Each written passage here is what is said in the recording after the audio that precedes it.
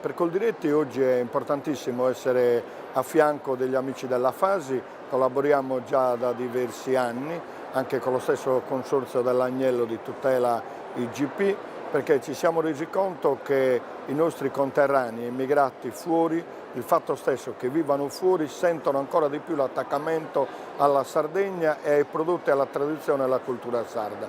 E in questo veramente ci mettono l'anima, ci aiutano e nel periodo festive acquistano prodotti da noi, portando con tanto orgoglio le eccellenze agroalimentari fuori dall'isola. Credo che siano momenti importanti, utili di confronto. Dicevo a qualcuno, molto spesso dobbiamo andare fuori per incontrarci, perché quando siamo in Sardegna molto spesso ci ignoriamo, facciamo finta di non vederci. Credo che i circoli siano veramente importanti perché diffusi in tutto il territorio nazionale e non solo, visto che sono anche fuori e sono un veicolo mediatico importantissimo sull'agroalimentare. Ormai molti consumatori si fidano dei loro circoli, rappresentano un po' quelle che sono le nostre botteghe anche a livello di Coldiretti, i nostri mercati, perché loro possono garantire sulla bontà e sulla provenienza dei prodotti stessi che acquistano.